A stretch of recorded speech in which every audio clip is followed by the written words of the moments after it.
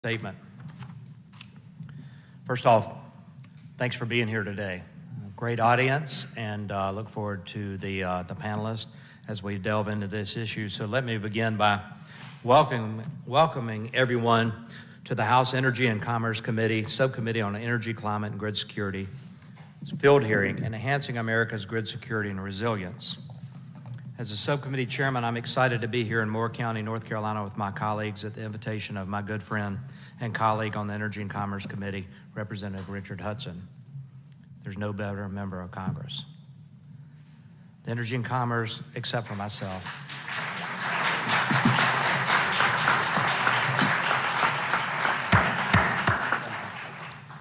The Energy and Commerce Committee exercises broad jurisdiction over federal agencies and issues related to America's electric grid. As part of these responsibilities, we work closely with the Department of Energy and the Federal Energy Regulatory Commission, known as FERC, to ensure that our electric grid and the utility companies that operate it are well coordinated and prepared to address all hazards to the electric grid, whether they be severe weather events, physical, or cybersecurity threats. America's power grid is the world's most complex and highly interconnected system in the world. The challenge of protecting it is immense, and it's growing, especially as our power mix shifts and we add more and new and varied generations to that mix. According to the Energy Information Administration, our nation's power grid consists of more than 7,300 power plants, 160,000 miles of high-voltage power lines, millions of miles of low-voltage power lines, and more than 50,000 substations where transformers convert raw electricity to higher or lower voltages. Historically, natural events, especially severe weather events, present the greatest risk to the system's reliability and resilience.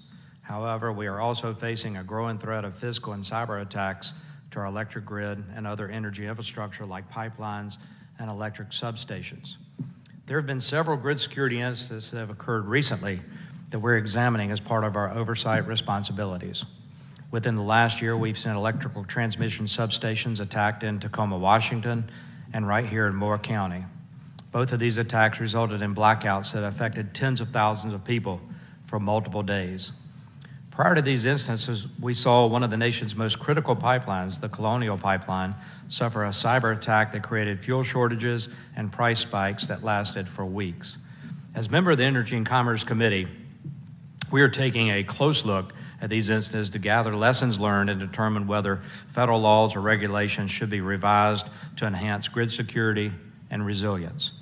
We're also gathering the perspectives of the electric industry and state partners to learn how we can harden our grid, improve situational awareness, and enhance grid security, and support the response efforts. With that, I'd like to welcome our witnesses and thank them for appearing before us today.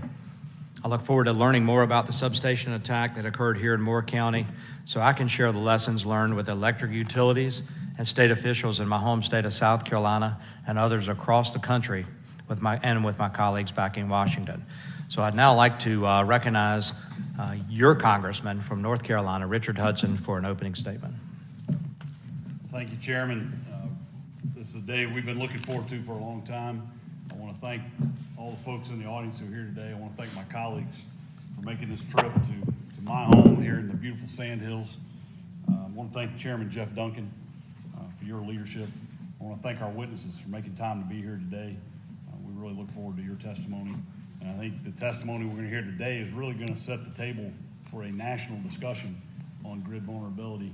And I'm proud that this discussion begins in my home here today with my friends and neighbors here part of this. We just this morning toured the site of one of the substations that was attacked. And I wanted my colleagues to see the sophistication of that attack and understanding the larger implications that plays into the vulnerabilities of our total grid. And I think we can learn from what happened here, what could happen somewhere else if a more sophisticated, or a larger scale attack of this sophistication ever were to happen. There's a number of VIPs in the audience, and I'm gonna get in trouble if I start naming some of them, but I have to single out our Sheriff, Ronnie Fields, for your incredible leadership, and particularly the way you've stepped up and you and your deputies working with local law enforcement throughout this. Thank you, sir, for the incredible job you do every single day. Is your mic on? My mic on? Oh, wow. I thought I was speaking loud. Let there be light. That's a little too loud. I'm not going to start over, but thank you, Sheriff. Also, Senator Tom McGinnis, thank you for your leadership on the state level in the state Senate. I see Neil Jackson, our representative, and Ben Moss. They've been working legislation, really important legislation. In fact, I think the governor today is signing legislation that y'all worked on to increase penalties for attacks like this. I think that's really important. I'm going to get in trouble, but I know the chairman of our county commissioner, Nick Pacerno, is here, and a number of our commissioners. Thank you for your leadership. Thank you for being here today. We've got our Mayor John Strickland of Pinehurst. Thank you for being here, sir. I see a number of members of the village council. Mayor Bob Farrell from Aberdeen, I understand, is here. Taylor Clement is here representing the city of Southern Pines. Thank you. Mike Harden, our district attorney. We went to separate high schools together. We've known each other a long time. Thank you for your leadership. I could go on and on. There's so many dignitaries and people here who have shown great leadership throughout this. Thank you for being here with us today. Again, as I said early this morning, we toured the substation that was one of the sites of one of the attacks on December 3rd, leaving my home and 45,000 of my neighbors without power for, in some cases, almost a week. In the aftermath of this attack, our hospital was impacted, threatening medical treatment. Schools were shut down. Businesses were affected. Stoplights went dark. Gas stations were closed. Cell signal was impacted. Water couldn't be heated. Our region suffered millions of dollars in damage, and right before Christmas holiday. It really made the hundreds of pounds of deer meat that I lost in my freezer seem pretty insignificant. But we felt that. An attack like this could have devastated our community, and we didn't go without our struggles. But overall, I am so proud of the resilient response of the people of Moore County in the days and weeks that followed these attacks. The people here truly showed the best of Moore County, the best of North Carolina, and the best of our nation. Community groups stepped in and ensured our vulnerable neighbors weren't left without access to critical care and resources. Within hours, churches like First Baptist Church of Aberdeen and First Baptist Church of Pinehurst and the Yates Thagard Baptist Church offered shower, laundry, and meal services. Harris Teeter offered free ice for folks for medicine and food. Staff and volunteers of the Boys and Girls Club of the Sand Hills partnered with our food bank to prepare 800 care packages. Our fire and rescue, police department, and library opened up their doors for folks to access the internet and to charge their phones and devices. All throughout, I'm grateful for the tireless and heroic efforts of the workers of Duke Energy and local providers, including Randolph Electric Membership Corp., Lee Electrical Construction, and Pike Electric, who worked tirelessly in the cold, 24/7, in the dark, under tremendous stress to get these substations back online. Thank you for your incredible commitment to our community.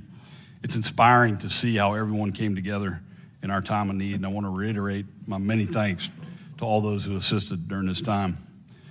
Again, I want to recognize our Sheriff, Ronnie Fields, for his incredible response and his leadership working with local law enforcement, and for continuing to follow up on tips and leads to determine who's responsible for December's attack.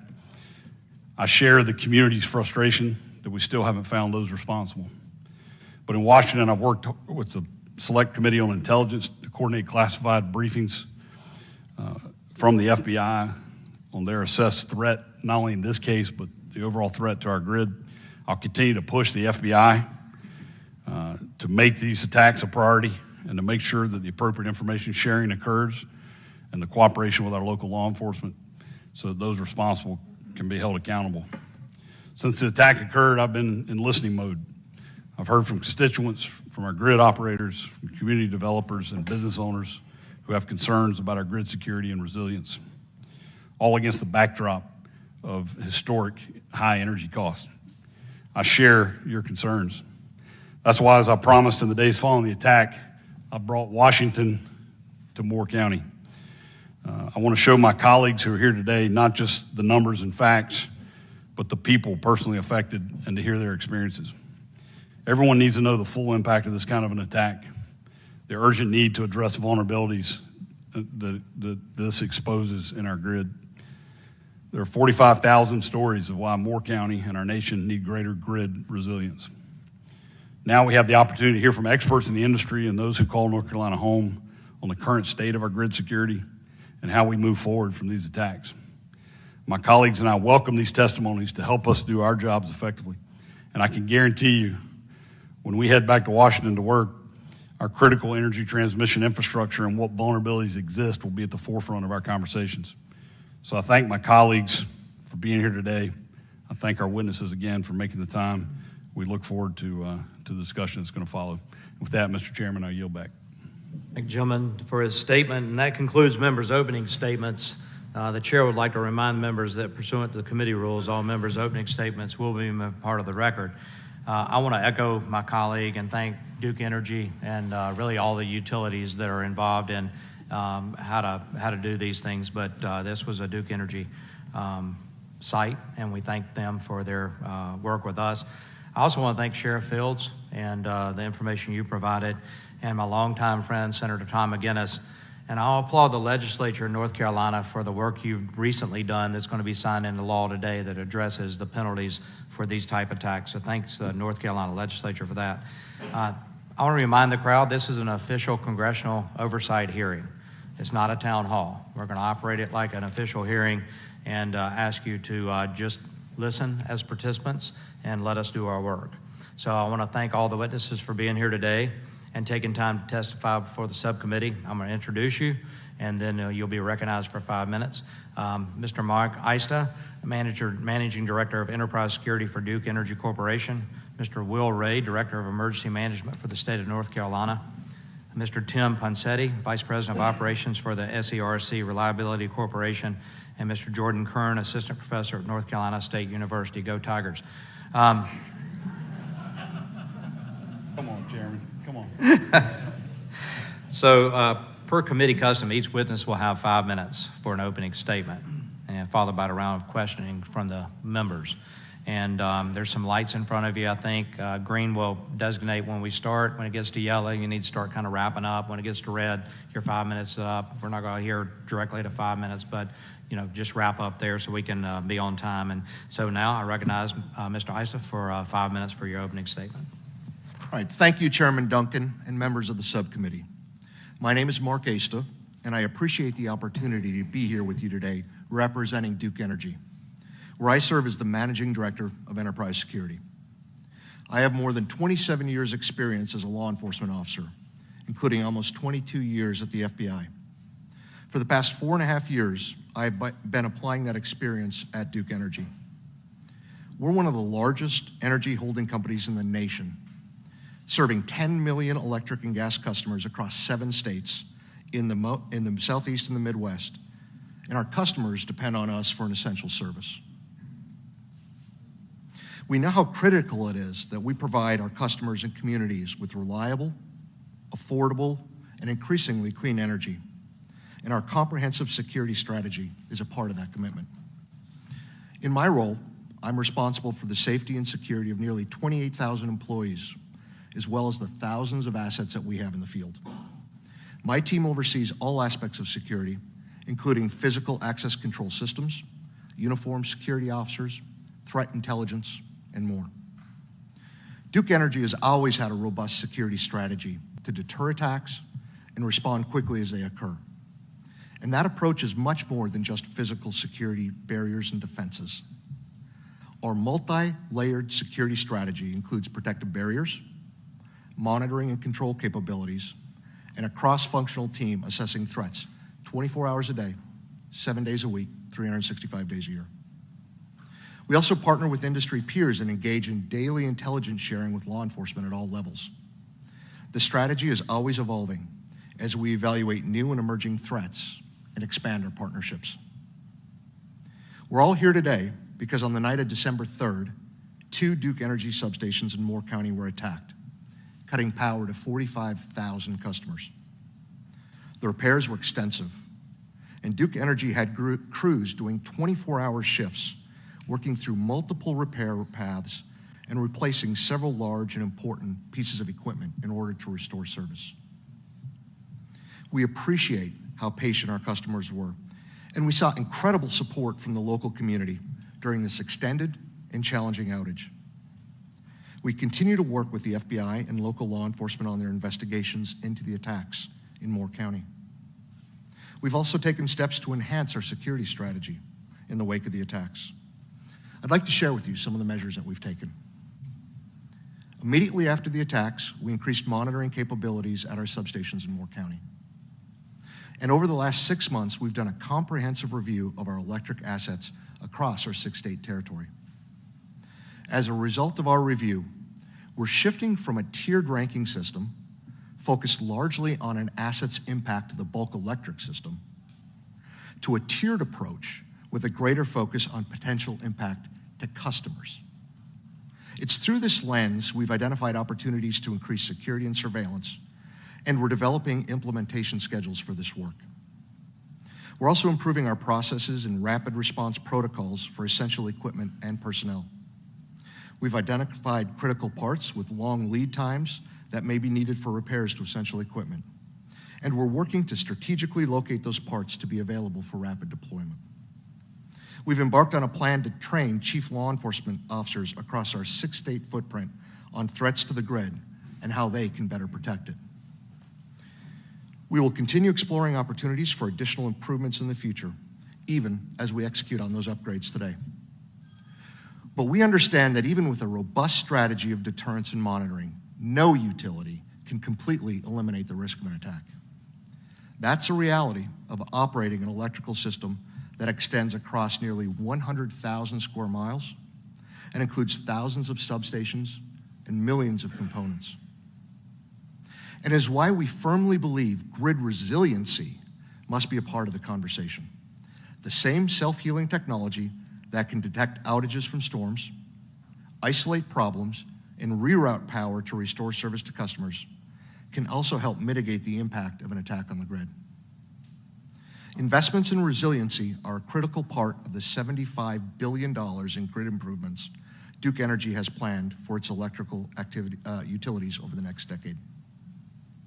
With an electric grid that spans multiple states, Duke Energy does not believe that grid security mandates containing a one-size-fits-all approach would lead to better protection, affordability, or reliability for our customers.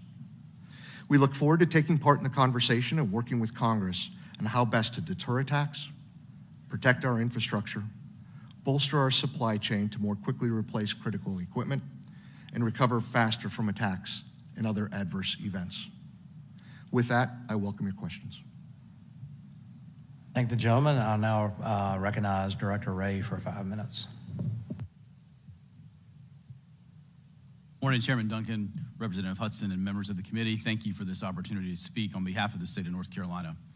Broadly, critical infrastructure protection is a vital piece of our overarching Homeland Security enterprise. As we continue to see the types of threats, hazards, and incidents emergency management and public safety agencies nationwide are having to prepare for and respond to increase both in frequency and in complexity. The intersection and integration of the traditional emergency management and the Homeland Security enterprise continues to grow in importance. As the team here in North Carolina has reviewed some of the recent incidents, there are 4 areas that we'd like to highlight as a part of our evaluation today. First is the importance of partnership. In emergency management, we utilize a whole-of-community approach as we execute our all-hazards mission. I cannot overstate the importance of partnerships here in North Carolina to do that effectively. Regardless of incident type or need, it takes public sector, private sector, nonprofits, and volunteer agencies at all levels, federal, state, local, tribal, and territorial, to effectively work through the continuum of mitigation, preparedness, response, and recovery. This concept is not simply a talking point or a platitude, but a strategy that is central to what we do here. At every level of the response for the December incident, partnerships were key, whether facilitating movement of equipment for power restoration, in feeding or addressing the needs of those impacted, or as we've moved through the investigation. Relationships fostered and developed pre-incident have been and continue to be essential to enhancing and improving what we do in emergency managers. Second, information sharing protections. As I've said, the private sector is an essential part of preparedness and response. The percentage of the Department of Homeland Security defined critical infrastructure sectors owned by the private sector is significant. We must evolve and recognize that public or private, we need the members of those 16 sectors at the table and in partnerships in which they can be fully transparent.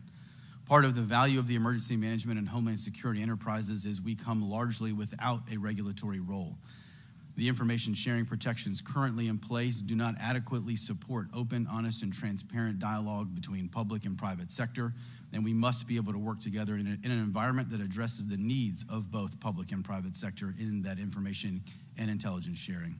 The current federal and state information sharing and intelligence protections do not fully address the need for open dialogue while protecting the parties engaged, as well as limiting information sharing due to classification requirements. Third would be related to preparedness funding levels and needed flexibility. Many states, including North Carolina, heavily rely on federal funding from the Department of Homeland Security and the Federal Emergency Management Agency to support critical infrastructure protection program execution. Federal funding levels have largely plateaued, accompanied by an increasing requirement to fund various national priorities with that limited funding. While we certainly acknowledge the importance and the validity of those national priorities, those do not always translate to meet the specific needs of the states, locals, tribes, or territories. By forcing states to adopt those strict and specific spending targets, funding is not as effective as it can be. We have incredibly smart and competent emergency management and Homeland Security professionals in states across this nation, and we should trust the abilities of those individuals to make the best choices for their respective state or jurisdiction. Finally, we want to highlight some of the authority challenges. Currently, the Robert Stafford Disaster Relief and Emergency Assistance Act is the major governing authority for federal disaster response and recovery. By extension, this act has influenced many of the state disaster declaration authorities in place across this nation. Currently, this federal act is not structured in a way that can support response and recovery for incidents such as the recent Moore County event standing on its own. It is still largely focused on the impacts of a large-scale natural hazard event. If we're going to support the emergency management and Homeland Security apparatus across this country in responding to consequence management needs of communities and individuals in need, we need a modernized Federal Disaster Relief Act.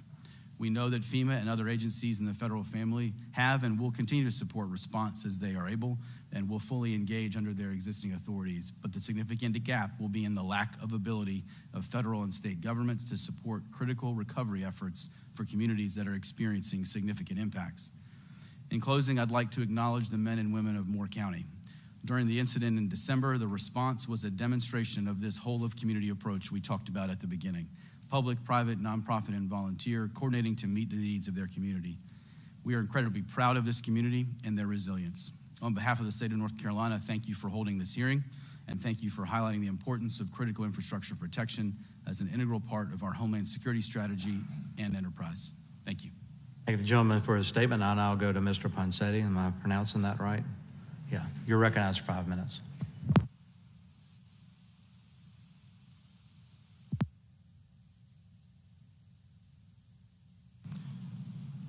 Thank you, Chair Duncan, and members of the subcommittee. I'm Tim Ponsetti, VP of Operations at CERC, headquartered in Charlotte, North Carolina, and I really appreciate the opportunity to provide CERC's perspective on grid security and resilience. As someone who spent the better part of my career working to keep the lights on in one form or another, I appreciate your focus on these critical issues. CERC is one of 6 regional entities that cover North America, working with and under the oversight of the North American Electric Reliability Corporation, or NERC, responsible for preserving and enhancing the reliability, resilience, and security of the bulk electric system. CERC is an independent resource for the industry, regulators, and policymakers. Our essential mission is the effective and efficient reduction of risk to the bulk power system using all the tools and powers at our disposal. These tools include not only shining a light on key risks through outreach and training, but ensuring that the mandatory standards are followed and met through a regular cadence of audits and spot checks. And when they're not, we have a variety of enforcement and mitigation tools we can use as well, which include potential for significant fines for major program failures. Every year, CERC staff works with our technical committees, which include 1,500 industry subject matter experts, to identify the top regional risks facing our footprint. 30 are called out in our recent regional reliability report and the top 10 highlighted. It's worth noting that the CERC team, along with its technical committee members, identified 7 common themes and emerging trends among all the risks, and I want to highlight 2 of those. First, security risks, both cyber and physical, are growing. And in the top 10, we have 4 that are in that area: supply chain, legacy architecture, exploiting cyber vulnerabilities, and extreme physical attacks like we saw in Moore County. Extreme weather is also a key risk to the CERC region, especially when coupled with the lack of situational awareness and lack of field diversity. Along with NERC and the regional policymakers here today, CERC shares a deep concern for the recent increase in physical attacks on electric infrastructure. While we've always seen substation break-ins for copper theft, we're seeing more and more attacks which exceed the threshold of criminal mischief and rise to the level of sabotage. Clearly, Moore County and the Seattle-Tacoma attacks, which resulted in outages last December, along with the plot that the FBI thwarted in Baltimore, have triggered growing concerns around the physical security of our electric infrastructure. Fortunately, the bulk power system has built into it extraordinary levels of redundancy, which enhances reliability and creates resilience. It takes widespread system damage, like from a hurricane or tornadoes or ice storms, or a target attack like what happened in Moore County, to leave a large number of people in the dark for an extended period of time. FERC, NERC, and the regions are focused on the protection of bulk power system, generally defined as 100 kV and above on the transmission system, 75 megawatts and above from generation. Our focus is on the avoidance of large-scale reliability events that generally affect millions of people. That's the framework of SIP 14, which is the physical security standard for protecting the most critical transmission substations. Given the recent increase in physical attacks on the bulk power system, and shortly after the Moore County attack, the Federal Energy Regulatory Commission ordered NERC to conduct a study to examine the effectiveness of the SIP 14 standard. This order directed NERC to address 3 questions: the adequacy of the criteria, the adequacy of the risk assessment, and whether a minimum level of physical protection should be established for all BPS transmission substations. At FERC's April 20th, 2023 meeting, Jim Robb, NERC's president and CEO, summarized that SIP 14 study. The study found the criteria and the risk assessments are adequate, but also identified additional actions and areas for further study. And as a next step, NERC and FERC are holding an open technical committee conference on August 10th in Atlanta to determine if further risk-based measures are needed in this area. In wrapping up my remarks, the impact of localized events, such as the Moore County incidents, are high profile and deeply concerning. As each of my 5 kids reminded me during COVID lockdown, while doing school from home every day online, reliable electric power and reliable internet service are now viewed as part of life's basic necessities. CERC is committed to working with its registered entities, policymakers, NERC, FERC, and others to ensure a highly reliable, resilient, and secure bulk power system in North America. Thank you. Thank you, Mr. Ponsetti. Dr. Ray, you're recognized for 5 minutes. It's Kern, sorry. Good morning, and thank you for the invitation to speak today. My name is Jordan Kern. I'm an assistant professor at North Carolina State University in the Department of Industrial and Systems Engineering.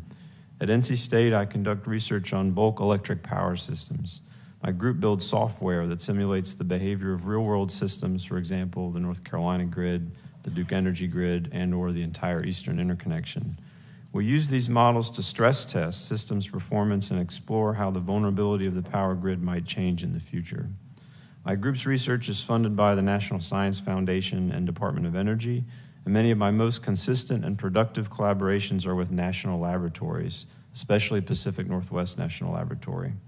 My group's research also frequently involves stakeholders in the electric power industry, including electric utilities, merchant power generators, system operators, and regulators. There are some important challenges for grid planners and operators in which I have comparatively little expertise, especially alongside these folks. These include global supply chains, cybersecurity and terrorism, and regulatory permitting and market reforms. I am more qualified to talk about the challenge of protecting the grid against more frequent and extreme weather, while also reducing greenhouse gas emissions to very low levels. More than 80% of major power outages, or outages affecting at least 50,000 people, are caused by extreme weather. This costs $25 to $75 billion per year in the form of damaged equipment and service outages. In order, the most damaging weather events to the grid are typically from severe thunderstorms, then winter weather, hurricanes and tropical storms, extreme heat, and then wildfires. Generation, high-voltage transmission, substations, and low-voltage distribution infrastructure are all vulnerable in different ways. Apart from economic costs, service interruptions pose life-threatening risks for people who depend on electricity-powered medical devices, and these risks can be exacerbated if power outages are associated with or occur at the same time as hazardous conditions like flooding, wildfire, or extreme temperatures. I am often asked how climate change will impact this dynamic, and the answer is it's different across the U.S. and somewhat uncertain, but risks for the grid that scientists are confident about include more intense hurricanes, more frequent and severe heat waves, and depending on the region, drought. Although there are a range of different technology pathways in which the U.S. can achieve adequate cuts in carbon emissions to avoid the worst impacts of climate change, the lowest cost scenarios look likely to involve a lot more reliance on wind and solar. A growing number of tools are available for managing variability in wind and solar, and these include but are not limited to energy storage, flexible and interruptible demand, maintaining responsive generators as backup, increased transmission and coordination across system operators, and improved forecasting. Utility-scale renewable energy has been documented in some cases to perform well during periods of grid scarcity, and distributed solar in particular offers some unique capabilities for resiliency in remote areas. Nonetheless, tying a majority of the U.S. electricity supply to variable energy could alter the exposure of the grid to weather risk in important ways. For example, in my own research, I have observed that due to uncertainty in weather conditions, the amount of backup or firm capacity needed in grids decarbonized via wind and solar could be somewhat higher than what some national modeling studies have suggested. There are other important ways in which a rapid transition to clean energy could alter risks associated with extreme weather. For example, I worry that we don't fully understand the potential for reduced mobility of vulnerable communities during weather disasters if we largely electrify light-duty vehicle transportation in the U.S. One of the best ways to protect against some of these risks is to perform stress tests of our current systems and the systems we hope to build in the future. There are already established practices in place at utilities, system operators, and regulators to do this. However, as the grid expands into other economic sectors, as we add less controllable sources of generation to the mix, and as climate change alters the chance of extreme events occurring, I believe it is becoming more difficult to characterize the plausibility, let alone the likelihood, of different future scenarios and extreme events.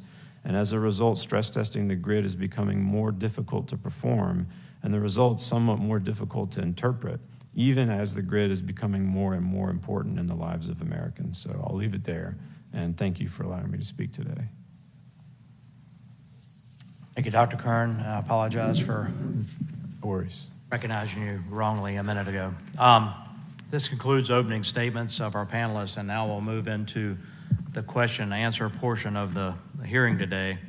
And so I want to start out with Director Ray. I want to thank you for being here, sharing the insights, and as a director of North Carolina Emergency Management.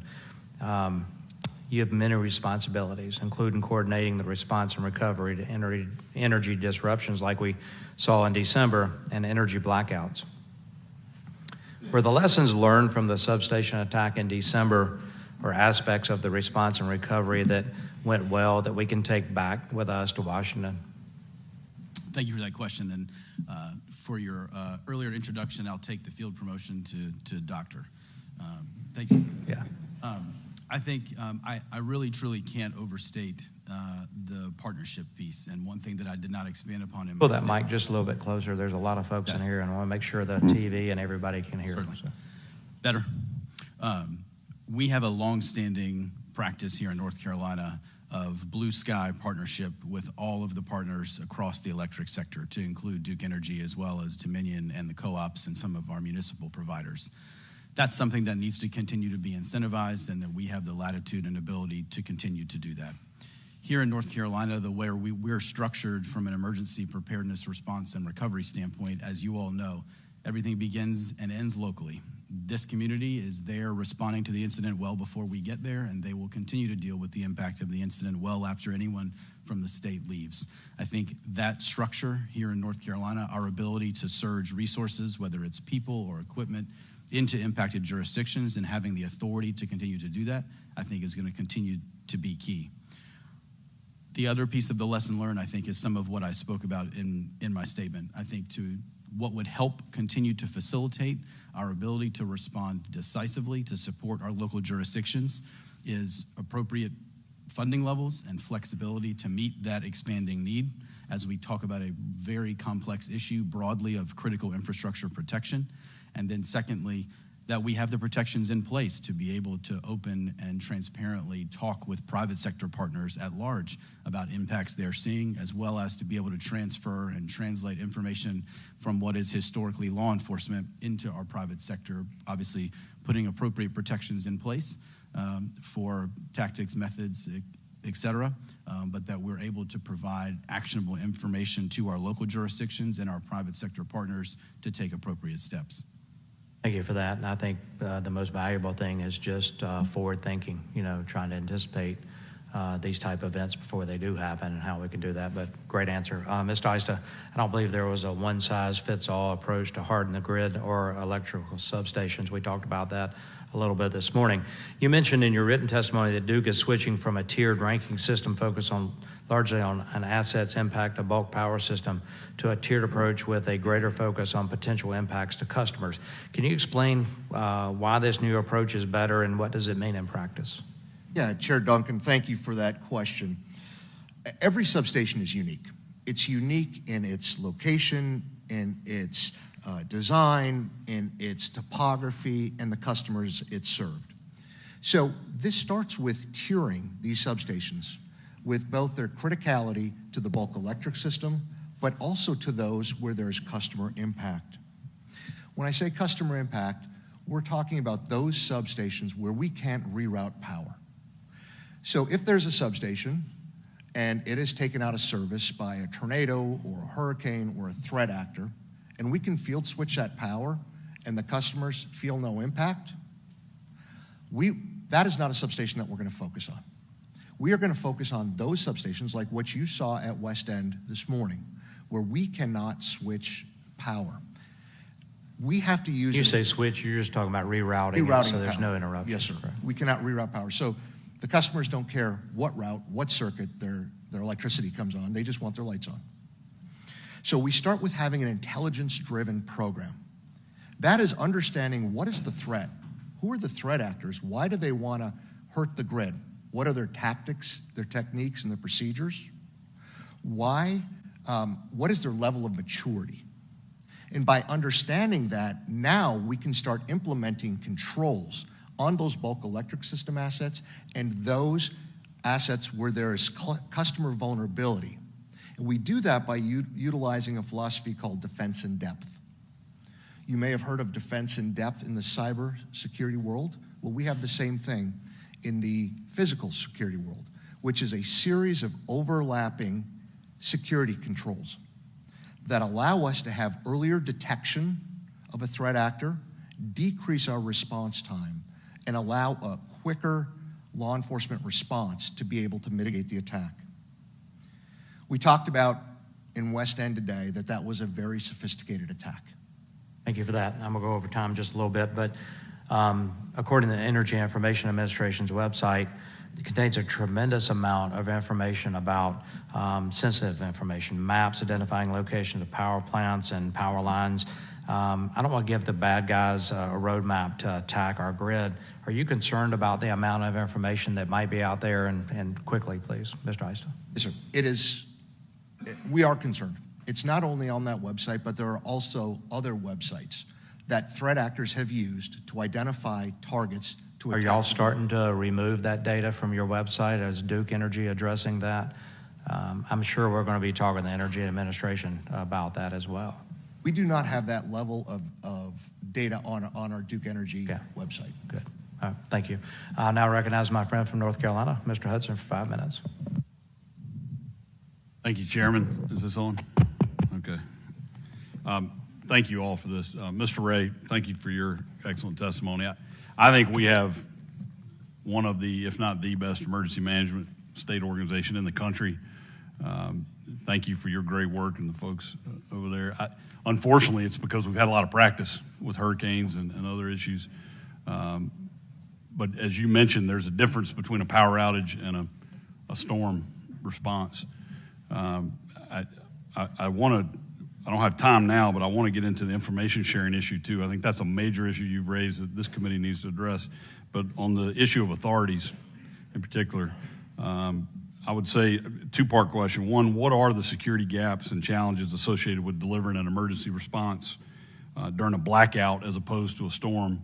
But number two, what are the new authorities or different authorities you need to be able to address this type of a threat?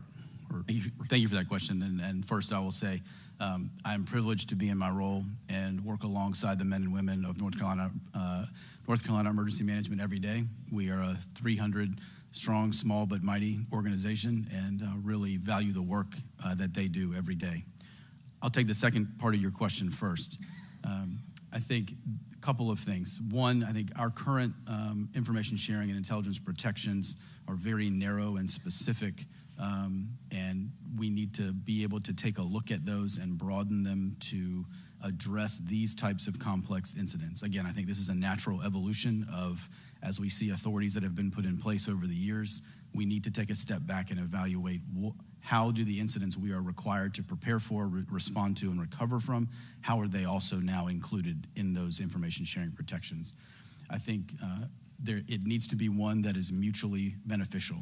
We have, as I said, the private sector holds a significant amount of critical infrastructure that we rely on in public safety and in our Homeland Security enterprise every day to do the work that we do. To be able to integrate with them, to be able to support them and have them support us and our communities that are impacted, we need protections that I think benefit both sides of the equation. I think anytime we put emergency responders out or have individuals moving out in an area of operation, whether it's due to a natural event or one like we dealt with in Moore County, there's always a heightened risk. We take our, as well as I know our local partners here in Moore County, we take personnel accountability, and safety is really one of our top operational priorities as we start moving people around. Obviously, when you talk about a response that is not supported by power in a jurisdiction, I think those bring on some specific risks that are different from the short-term risks that we see in a natural hazard. That's something we take into account as we develop response strategies. It's something that the team here in Moore County certainly did as well. And I think it's a testament to really the work that they did in protecting their public safety personnel, that the many individuals and teams and equipment they had out moving across this jurisdiction during the response did so without major incident. That's truly a testament, I think, to their leadership and abilities here. Thank you for that. As folks who aren't from here may have realized, we're 35 miles away from the largest Army base in the world. I'm proud to be there, Congressman. I've been working to make that installation a leader in energy security and resilience. Within fiscal year 2022 NDAA, I helped secure provision or to require the Secretary of Defense. That was a funny. I did not say we're going to replace Secretary of Defense, but that's a good idea. Maybe we ought to strike that out of the record. But anyway, to require the Secretary of Defense to plan and design for military construction projects that would install an energy microgrid with intentional landing capability for at least 7 consecutive days. And in the upcoming NDAA for 2024, authorizes the Secretary to construct a 10-megawatt microgrid utilizing existing and new generators at Fort Bragg, Fort Liberty. I'm excited to support this legislation through our negotiations and push for this to get over the finish line. I would ask Mr. Eistra and maybe Mr. Ray may want to jump on this too, but how would the construction of microgrids help in situations like this in terms of a quicker, getting customers back online quicker? Do you see that as a solution that we ought to pursue? Mr. Eistra, I'll ask you to start.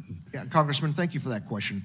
The grid is very complicated and very interconnected. What I'd like to do is be able to take that question back to my team and then circle back with you. That'd be great. And I'm out of time, but Mr. Ray, if you have a brief response. I think anytime we can diversify and as well as integrate solutions that we're putting out into the field, I think that's going to be key, whatever the technology. And I would just, Mr. Chairman, ask if any of the other witnesses, particularly Mr. Poncetti, this may have been more your area of expertise, but I would love a response in writing to that, your thoughts on microgrid as a solution as we look forward. I appreciate that very much. And Mr. Chairman, I appreciate your indulgence, and I yield back. Absolutely. We're in your territory, so definitely. I'll now go to Ohio, Mr. Latta, for 5 minutes. Well, thank you, Mr. Chairman, and thanks for my good friend from North Carolina for having us down. Thanks for everyone for being here. We only have 5 minutes to ask questions, so I'm going to have to ask my questions quickly if I get my responses. First, one of the things that we've always been concerned about is, if information's out there, we want to make sure it's getting disseminated. And information is only as good as if it's getting shared with its partners. Mr. Ray, when I read through your testimony, I was a little bit concerned because also what you said in your testimony, but the words you used, open, honest, and transparent dialogue, is that not occurring? So I think it is occurring within, the current structure that we have. I think it is something that we are always aware of, and I think in the back of our minds. And so if there's an opportunity to strengthen or harden what those information sharing protections are, and that as we're working through the complexity of an incident response and recovery, that's something we have very clear and established, and not something we continue to Let me follow up, head. because let's talk from the federal side. Do you think you're getting enough information from the federal side to make the decisions you have to make here in North Carolina? I think we enjoy really critical partnerships with our federal family here in North Carolina. We have a state Homeland Security Advisor work group that meets monthly, and many of our federal agencies are a part of that. And so I do feel like we are supported well from our federal agencies. I think in any response, as you evaluate it, could we do things better? Certainly. And I think broadly, communication and information sharing is always going to be one of those things. Let me just follow up real quickly, because another point you made, and you touched on it before, but by forcing states to adopt strict and specific spending targets, the funding is not effective as it can be. And again, the one thing we worry about is the one-size-fits-all coming out of Washington. What you do here in North Carolina might not work what we do in Ohio.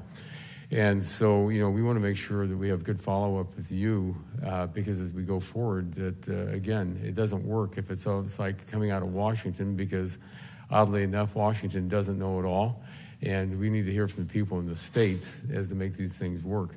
Mr. Poncetti, if I could turn to you quickly. When I look through your testimony, one of the things that I'm concerned about, especially when you have your report that you issued, the top 10. When you're looking at supply chain exploitation and vulnerabilities and the extreme physical events, man-made and sabotage, again, these are the things that we're worried about, because again, what happened here, it's not just Mother Nature anymore. And I guess my question is that if we have coordinated attack, let's go back to 9/11. The terrorists came back after trying a truck bomb. And what happens if we would have a massive attack across the country, not just isolated maybe in a state or two? What would that do to the system out there across the country? Because again, we've had testimony in committee on supply chain issues, and the supply chain is that we don't have it. And so what happens if we do have an attack like this? And again, because you're top 2 on supply chain and that exploitation of vulnerabilities, and then your number 7, the extreme physical events, either man-made sabotage and attacks. What happens? What happens to the grid?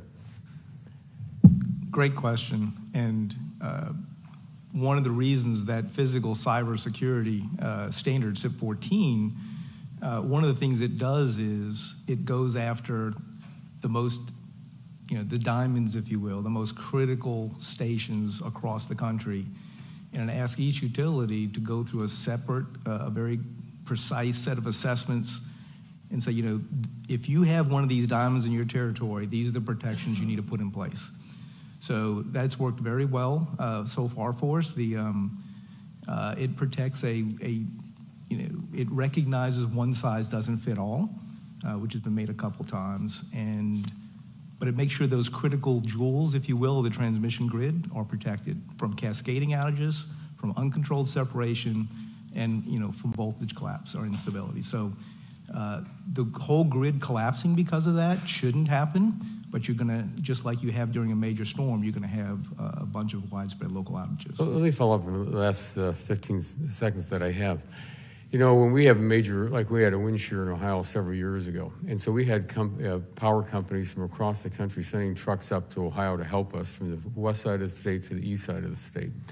But again, that's a state. But what happened, again, my concern is if we have a coordinated massive attack, do we have the supply chain out there to be able to meet it? Because we have a vulnerability out there. We all know, we've had a testimony in committee before on transformers, that there's only a set number there, but all of a sudden, now it's like, okay, we're going to do a triage out there to figure out who needs to get them first. The industry works together to share equipment, and they have spares and redundancy, but certainly in a widespread attack, and you're going to face challenges. Some of these specialized equipment, like y'all saw today at West End, are long lead time items to replace. And they're specialized and specific usually for the type of substation that they're being plugged into.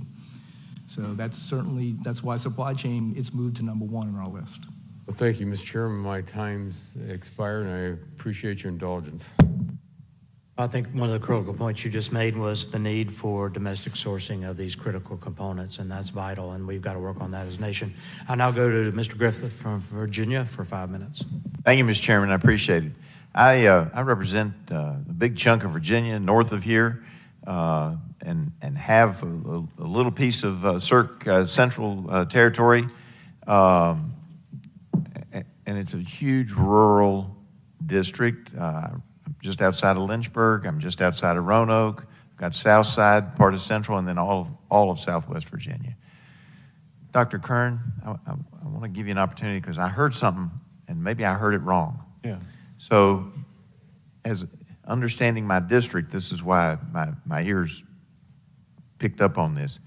You seem to be concerned that if we convert a large part of our fleet to electric vehicles, that in extreme weather conditions, folks like I represent in very rural areas are going to have significant mobility issues. Did I hear that correctly? Yes, I think that there's a possibility that that could happen. I think in theory, the idea of having people who have access to batteries or stored energy in their vehicles could represent a source of resiliency. But if the outages are prolonged enough and there's a limited capacity in people's vehicles, then they have a choice to make about whether they power life-saving devices in their homes or whether they get out of there. Now let's talk about the life-saving devices too, because you're really concerned about blackouts and those types of things as well. Did I hear that in your testimony as well? Yes, sir. And so we need to make sure that the grid's reliable and that we have that supply chain.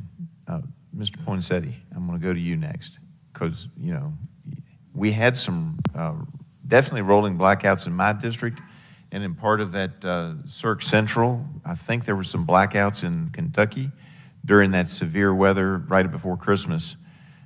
This area was dealing with the transformers that got shut up. I have to wonder how much more severe it would have been if the temperature had been 3 degrees like it was in my district on Christmas Eve. So as a part of that, let's talk transformers for a minute. I'm looking at the NERC 2023 Summer Reliability Assessment, where also that central section is on a higher, let's see, make sure I get the terminology, an elevated risk level for the summer, but it applies to the severe weather in the winter as well. We don't have enough transformers. Now, part of that, you tell me if I'm wrong, part of that was because of the increased efficiency standards set by the Department of Energy in 2013, and now they want to go again, and the report says that as far as supply chain, new efficiency standards for distribution transformers proposed by the United States Department of Energy could further exacerbate the transformer supply shortage. So, is that your assessment, that we've got a problem there? I'm probably not the right person to comment on policy and that impact, but I do know that transformers, if they become scarce and or damaged, like what happened here in Moore County, that's to fully replace it is a long lead time item. And Duke did an extraordinary job with some mobile spares and other stuff to get that power back very quickly. And I would agree, Duke did a fantastic job, but with the new standards that came in 2013, we eliminated all but one of the American suppliers of steel for transformers, so now we're having to import that. If we have a major disaster that Mr. Latta was talking about, we're not going to have the transformers out there available. And do you think we'd be better off if we had something along the lines of the Renee Elmo's proposal of a public-private partnership to have some large distribution transformers stored at various locations around the country to make sure that if we have either a natural disaster or an attack by an enemy, that we're able to put our power grid back together in a quicker, never going to be immediate, but in a quicker time period? So I'm a former planner and former Boy Scout, and being prepared makes good sense to me. Tracy, do you think that Duke would be willing to participate and put some cash on the table if we could have a national public-private partnership to have transformers sitting in warehouses waiting to see if we had a disaster of some form? Yes or no, because my time's running out. Congressman, we definitely engage in that conversation. All right. And Mr. Ray, you indicated that some of the national priorities don't match up to help states to be more efficient. I got to know, what are they? So I think, again, we're not in any way, shape, or form trying to minimize what I think our federal partners see at a high strategic level. We know their priorities are... Yeah, I get it. Where do you see the problems with the state? I think currently we don't have the flexibility to say we don't want to spend as much money on one national priority versus another that may be higher here in North Carolina. And I'm happy to... So if we're fighting between electric vehicle chargers in rural areas or transformers, you'd like the flexibility to choose transformers. I put the words in your mouth. I also say Stafford needs to be reformed. I yield back.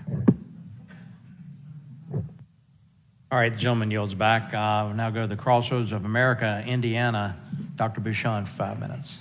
Thank you, Mr. Chairman. Thank you to our witnesses. In recent years, we've obviously been confronted with just how vulnerable the grid is. Physical and cybersecurity threats, weather events, and delays in maintenance all contribute to the uncertainty for providers and ratepayers.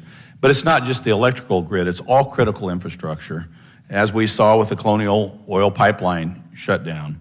Going forward, ensuring that state, local governments, and the electric industry have the necessary capabilities to prevent attacks and to coordinate, respond, and recover from grid attacks should they occur.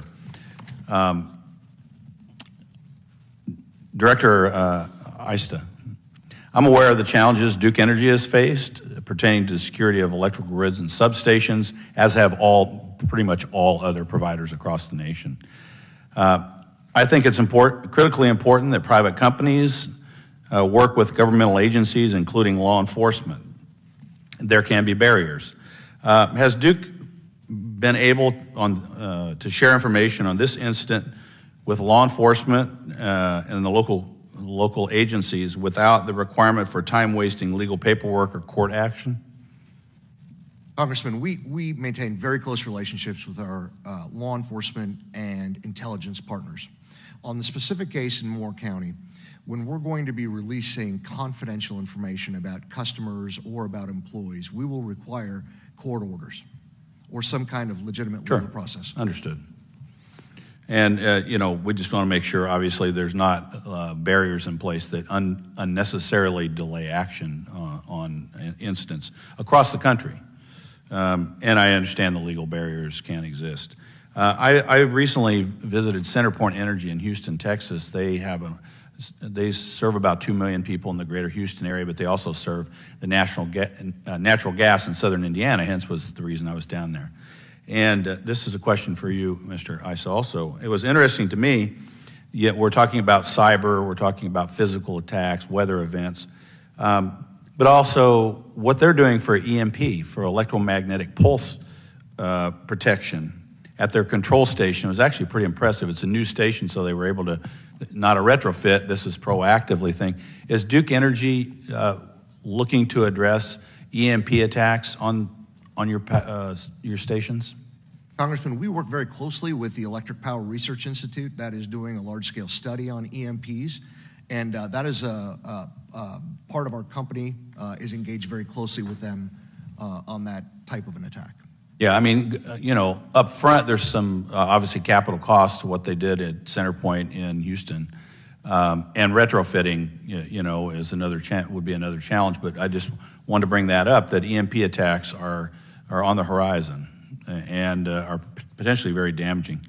Director Ray, in recent events pertaining to physical attacks on our nation's electrical grid, and you may have answered some of this, what do you have any specific measures your department has had to change or implement to help ensure these attacks are minimized or mitigated?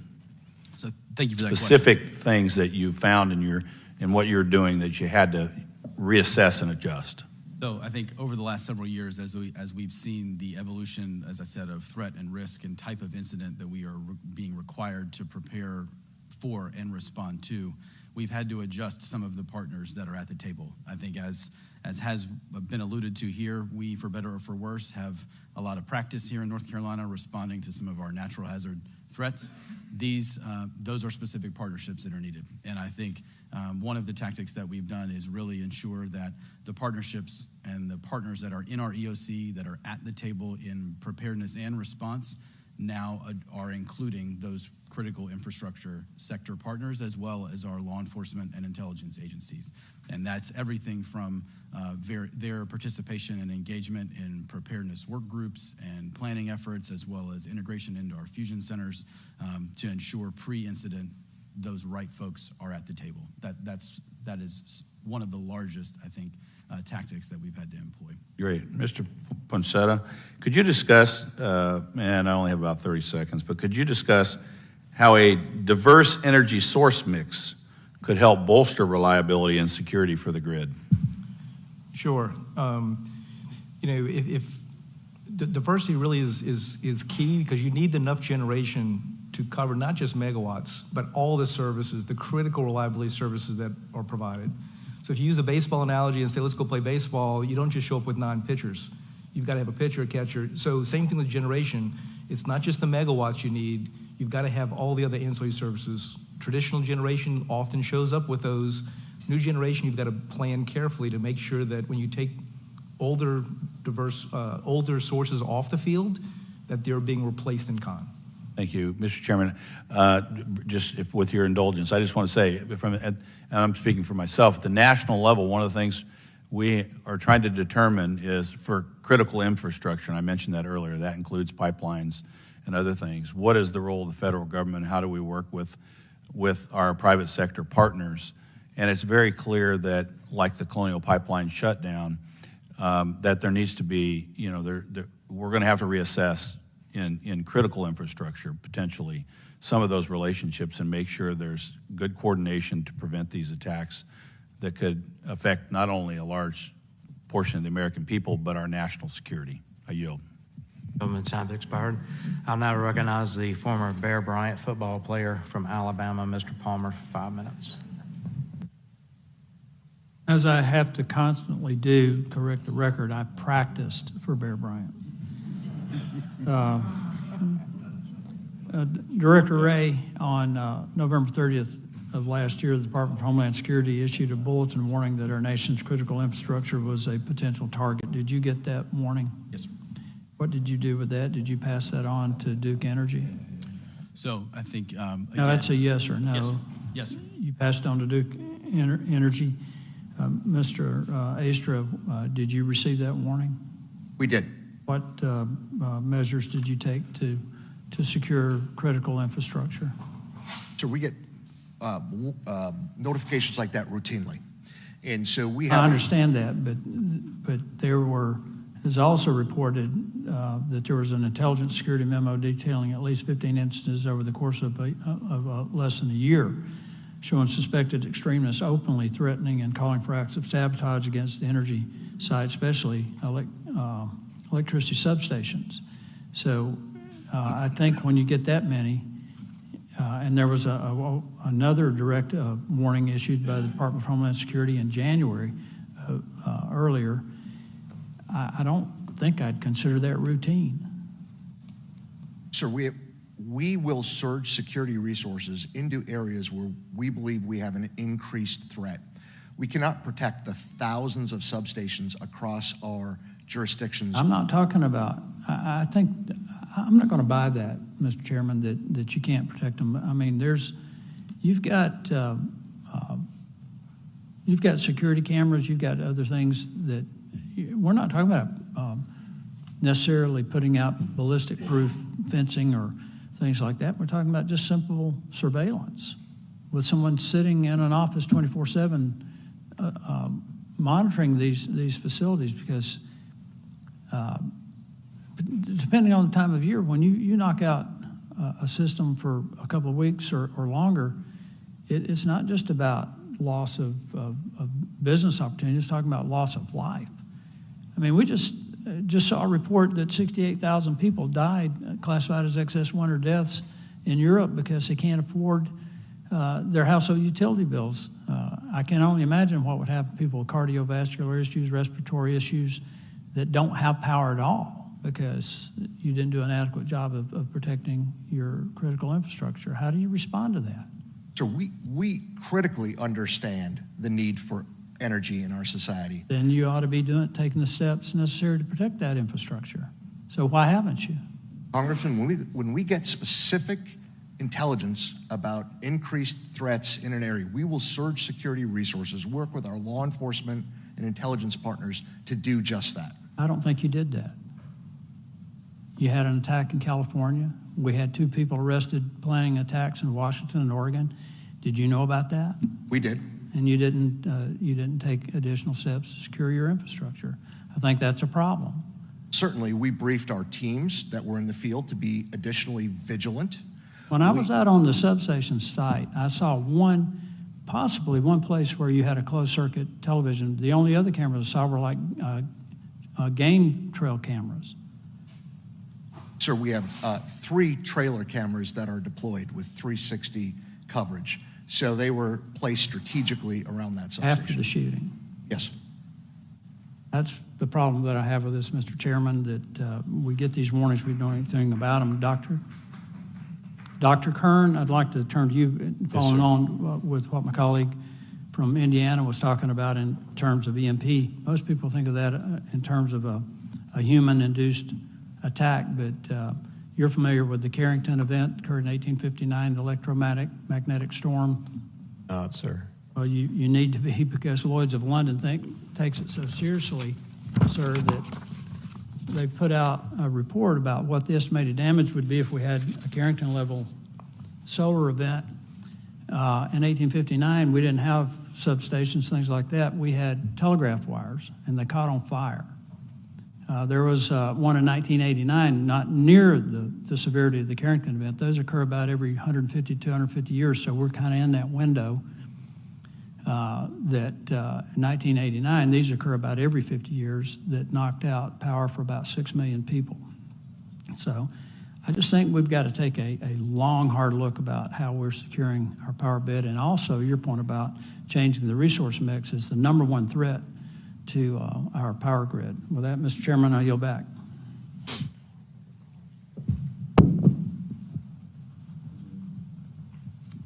All right, thank you, gentlemen. I'll go to the gentlelady from Arizona who has the Palo Verde nuclear power facility, and her facility power is important. Ms. Lesko is recognized. Thank you very much, Mr. Chairman, and I want to thank you for having this field hearing, and also to Congressman Richard Hudson for talking about this. He talks about this quite a bit back in Washington, D.C. to educate us about it. I'm from the great state of Arizona, and I live in the Phoenix area, and I have to tell you, the weather here is a lot cooler than in Phoenix right now, and it's absolutely beautiful. You guys live in God country here, and I'll have to come back and visit some more. I have, my first question is for Mr. Ista, is that how you say your name? ASTA. I noticed that at our site visit, there's a chain link fence that's around the substation, and that's the same as in Arizona as well. Do you think it would be more secure if you put a tall block wall around the perimeter of these? Congresswoman, great question. So again, as I stated earlier, every substation is unique in its design and in its topography.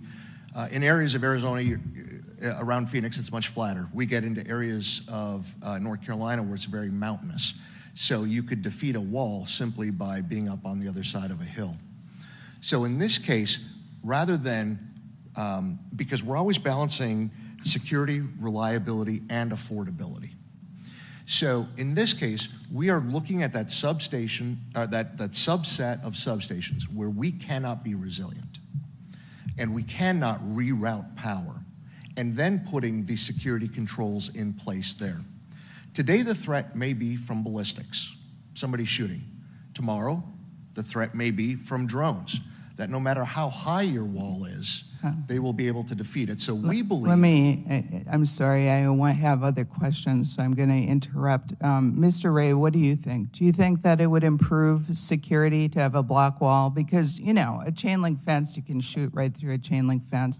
I agree, they could use drones, whatever, but you have layers of security, right? Just at my home, lights, a lock on the door, you know, cameras. Somebody could still throw a rock through my window of my front window and come in. But, you know, you try to make it as difficult as possible, right? What do you think, Mr. Ray? So I'm certainly not a physical security expert. I would say certainly as we work with Duke and all of our partners, we're looking at layered approaches. And that's something Okay. the table with a lot of our partners. My next question is for you, Mr. Ray. In this incident, did the FBI cooperate with you enough and in a timely manner? So the investigation does not fall into our bucket. From what we had to do from a preparedness, response, and recovery standpoint and a general information and intelligence sharing standpoint, the FBI was a very good partner with us. Yes, ma'am. And in your testimony, Mr. Ray, you talked about improving public-private cooperation, communication, honest, open, transparent. What were the problems that happened with this incident, and how could they improve? So happy to follow up with you specifically offline. I don't want to take all of your time up for your questions, but I think there are some specific changes we could make to statute to allow us to quickly in an incident. Specifically, I know this is sensitive, but did you get enough cooperation from Duke Energy?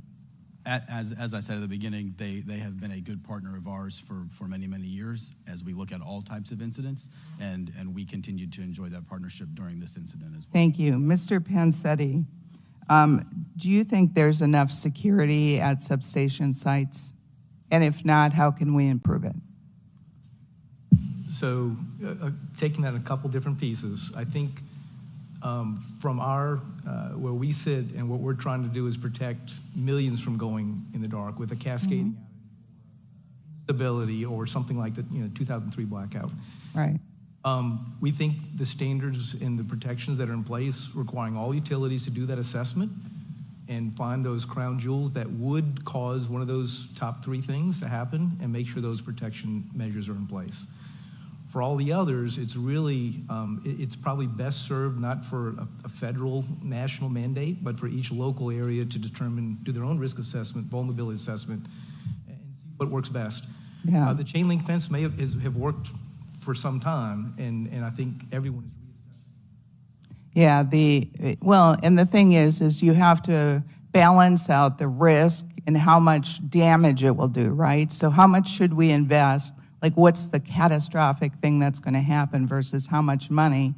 Because obviously, if Duke Energy or any other energy company has to put in a bunch of security, it's going to cost money. It's going to cost the ratepayers more because you're going to pass it on to the ratepayers. But is it worth it to counteract a major outage? And so I thank you for the work that you're doing, and thank you to all of you for being here. It's been educational, and I appreciate it. Only yields back. I'll now go to this side of the dais. Mr. Weber from Texas for 5 minutes. Thank you, Mr. Chairman. We had winter, Mr. Monsetti, I'll start with you. A couple, about years, 2 years, back 4 years, 2 and 4 months, we had Winter Storm Uri in Texas. Now, as you know, Texas has its own grid. We were severely impacted. It left 4.5 million homes and businesses without power, an average of around 42 hours, some up to 120 hours. And although this was extremely rare for Texas, we are no strangers on the Gulf Coast where I live to hurricanes and tropical storms that tear through our district there with tremendous power and destruction. What recommendations, I'm going to ask you a couple of questions, but let me get to the second one before I ask you to respond. Do you have to ensure the reliability of the electric grid, not only from traditional weather effects, obviously, but from rare occurrences such as Uri? My second question is, do you think redundancy is the key? Now, I know that this means more money for taxpayers where you build additional generation capacity at each site. Your answer. Yes, sir. Don't look at him, or you got to answer. Thanks for that question. So, very familiar with that storm and the effects of it. And, the aftermath of that, I think we've got some upgraded standards that are now taking effect. And one of the key things has been mentioned in a couple places is preparation. And in this case, winter preparation, making sure from the pipelines to the generating units to certainly the transmission system are properly protected and winter weatherized for such an event. But we do need some redundancy, don't we? Because the American population is growing. And not only is the American population growing, more drivers on the street, and now there's going to be more electric vehicles on the street. And by the way, just tongue-in-cheek, I saw a survey the other day that said 90% of electric vehicles are still on the highway. The other 10% made it home safely. So we want to be mindful that we are going to need more generation capacity. So I'll go back to, I know this is tough for Duke, but it means that we ought to have more capacity at every turn. Wouldn't you agree? Some redundancy there? A backup, so if one system goes down, we have a backup. So agree with redundancy, and the system is built with that redundancy. It's built to be resilient, and one of the requirements is that everyone that's operating the grid, in every specific second of the day, they've got to withstand the next worst contingency. But when you have two, in this case, you had two worst contingencies immediately happening, sometimes you're not able to recover from those two worst contingencies. Well, I would also argue for nuclear energy along with these guidelines as well. Mr. Asta, I think I wanted to go back to. After the attack here in Moore County, we heard a question from Congressman Palmer about what steps did y'all take. I want to move over to the new federal regulation proposed that now they're going to start requiring material switching, grain-oriented electric steel GOES as the acronym, to amorphous steel for these transformers. Are y'all following that? Yes, sir. Is that going to be good or bad? Sir, we all know that our transformer supply chain is strained now. Last year alone, Duke Energy installed over 70,000 distribution transformers, and we're on track to do 5% more than that in 2023. The new energy efficiency standards will further exacerbate those supply chain struggles. Have you written your president about that? No pressure. No, sir. No pressure. As I understand it, the material that they are pressing for is an amorphous metal, a solid metallic metal, using an alloy with disordered atomic scale structure. Most metals are crystalline in their solid state, which means they have a highly ordered arrangement of atoms. Actually, what they're requiring is the opposite of that. Amorphous metals are non-crystalline and have a glass-like structure. Is this going to be a problem? I mean, suppose you could get to the supply chains and you could get those transformers. Is this type of metal going to be a problem in transformers? Sir, I can tell you our manufacturers are concerned about it because it is often foreign sourced, and being able to get it to build the transformers will be difficult. So we will stand behind or agree with our manufacturers that although energy efficiency is a good thing eventually, right now is not the time. Yeah, well, I hope y'all are making that known. Mr. Chairman, I yield back.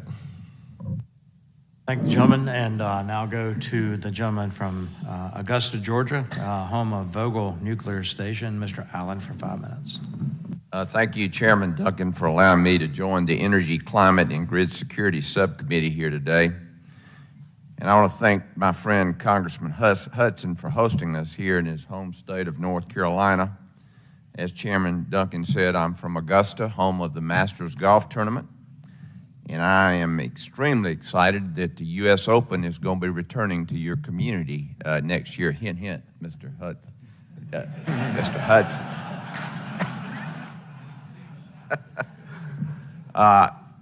Getting serious here, cybersecurity is critical for grid resiliency.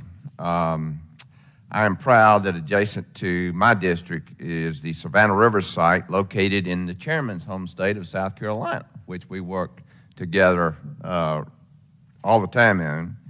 SRS has a robust electric grid that was built to sustain a number of key national security functions during Cold War operations at the site.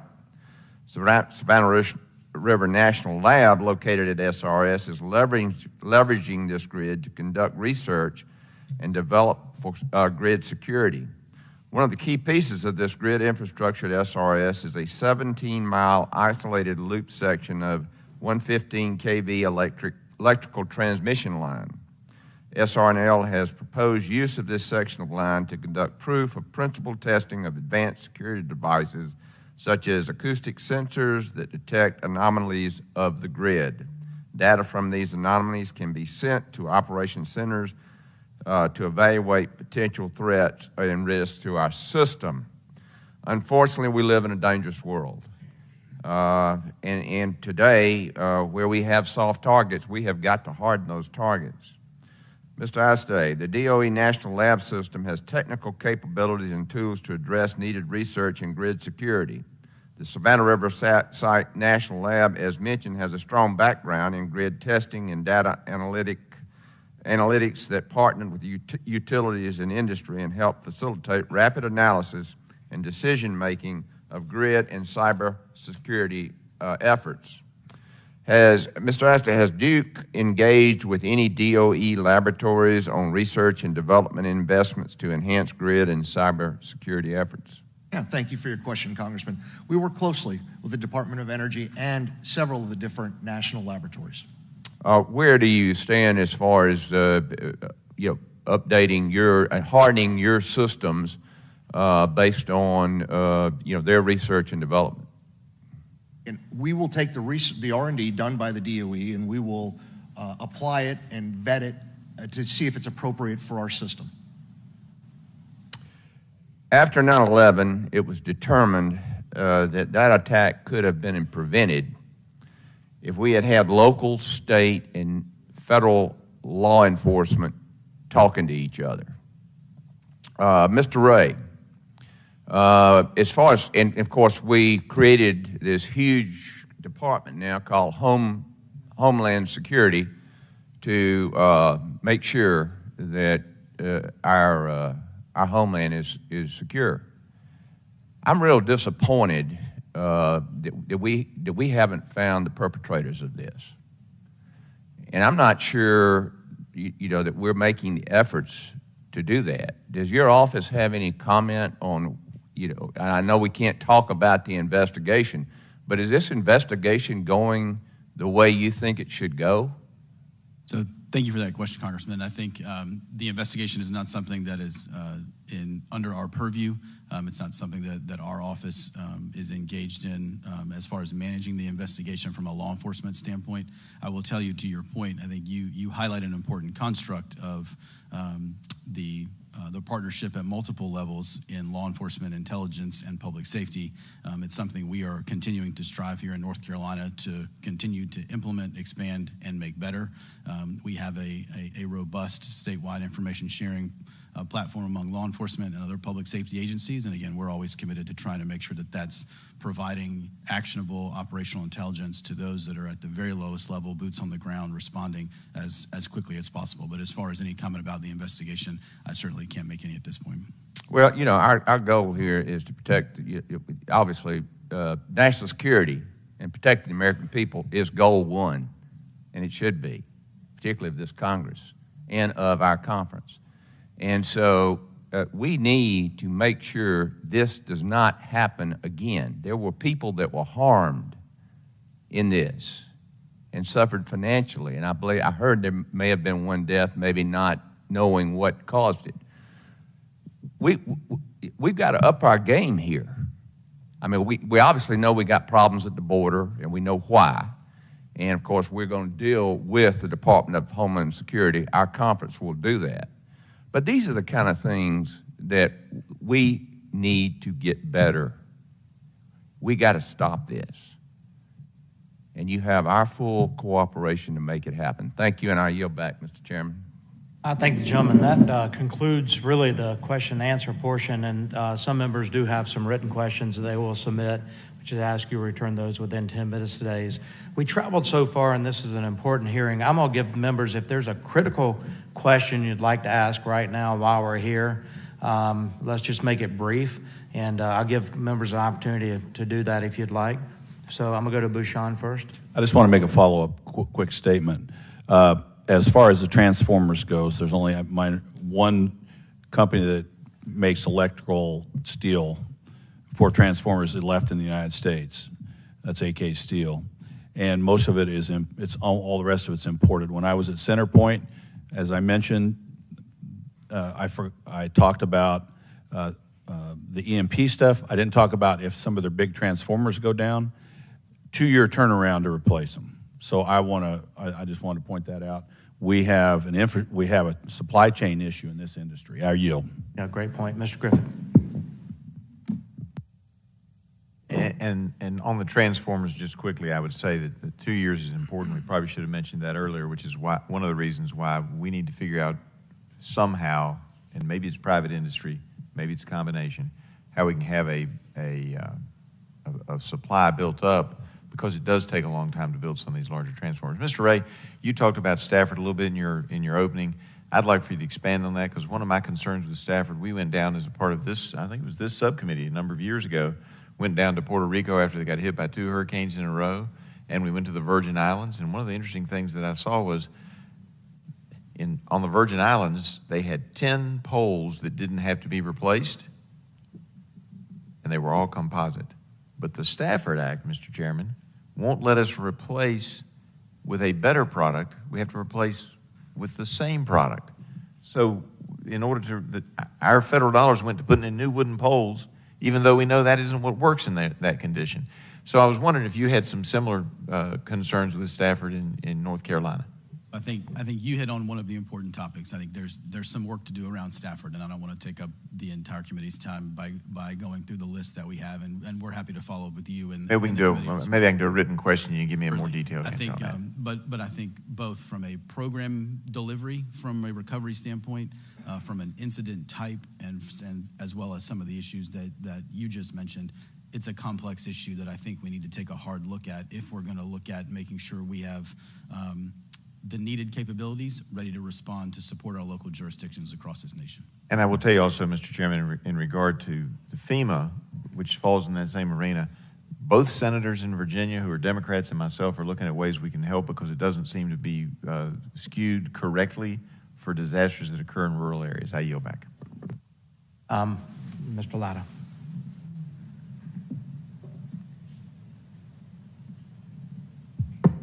Well, thank you, Mr. Chairman. And just briefly, because one of the things also to point out from the CERC Top 10 regional risks is something that we're dealing with all over, is your point number 3 in the shortage of required skill sets.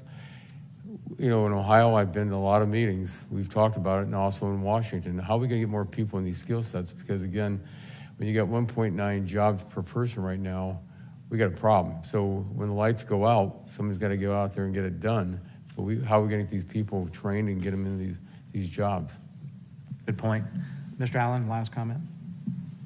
Yes, I just wanted to comment on cybersecurity. Fort Gordon is in Augusta, located in Augusta as well, and that's the Cyber Center of Excellence for the United States Army.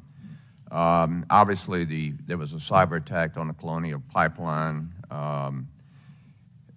Where are we? And I'd like to know, Mr. Ansler, as far as Duke Power and where you are with cybersecurity, and are we, again, talking with, working with military and others about those types of attacks?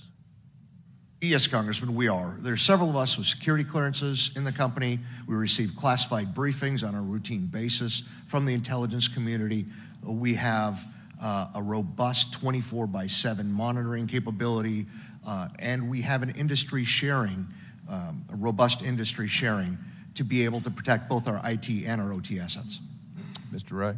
Yes, sir. So I think you hit an important topic. And here in North Carolina, we are fortunate. We've had some leadership over the last several years that has acknowledged that we need to do more in the cyber space as we talk about having resources to both prepare and respond. And so I think we're very proud to be a part of the state's Joint Cyber Task Force here in North Carolina. The four primary agencies are the North Carolina National Guard, obviously our organization, as well as the Department of Information Technology and our local government information systems staff.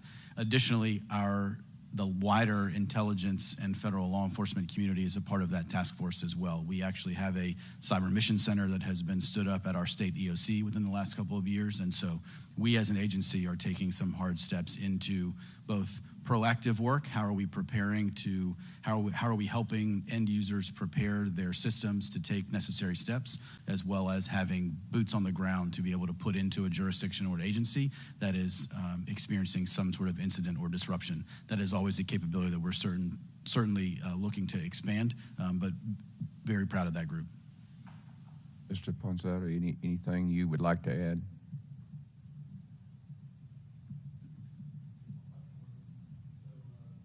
One of the things that NERC does, you heard it mentioned a couple times, sharing of the information quickly and getting ahead of it, especially if there is coordinated attacks, is important.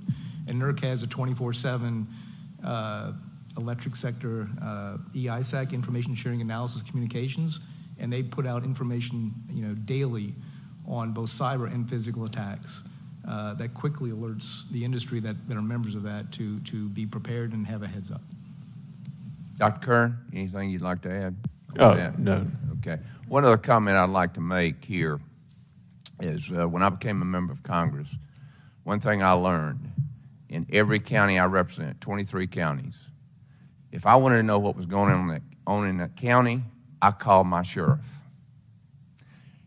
Your law enforcement officials know everything that's going on. They know a lot more than the FBI and other state law enforcement. Please work with our local law enforcement people and cooperate with them more, because they get frustrated. Law enforcement somewhat frustrated anyway. But y'all, they're a tremendous resource. And like I said, nothing goes on in this county that your sheriff doesn't know about. I can guarantee you that. Thank you, Sheriff. Let's take an opportunity to thank all the law enforcement folks in the room and what you do.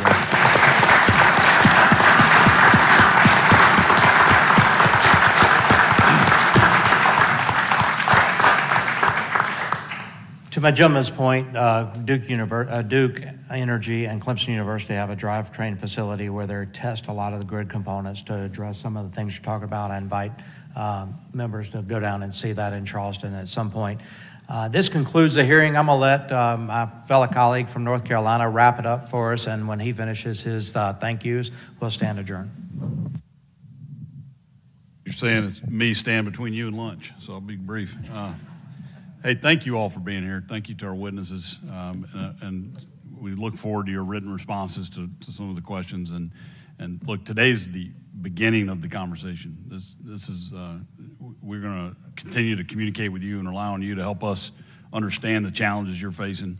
Our job now is to take this information and figure out what steps are next. What can we do to help? We're not law enforcement. We're not going to go out and find this perpetrator, but there may be things we can do to help the sheriff and others get the kind of cooperation they need to do that. We're not emergency response folks, but there may be things we can do to help give you better authorities, more flexibility, so you can do a better job of responding to these type of incidents.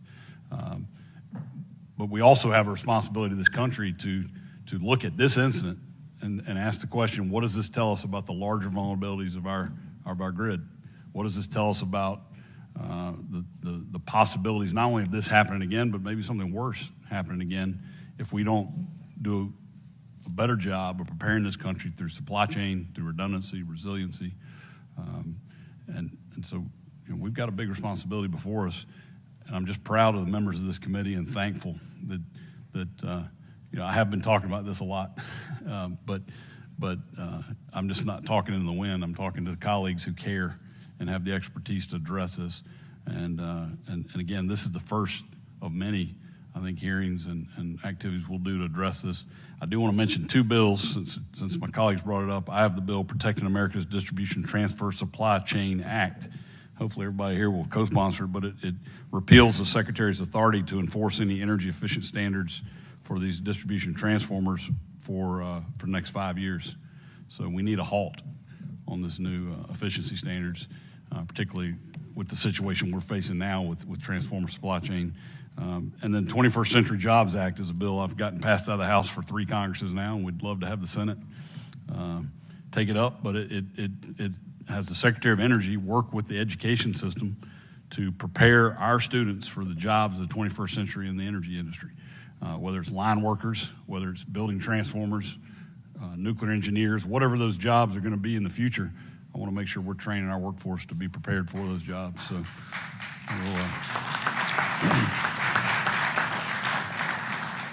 but again, thank you, Mr. Chairman, for bringing the committee here.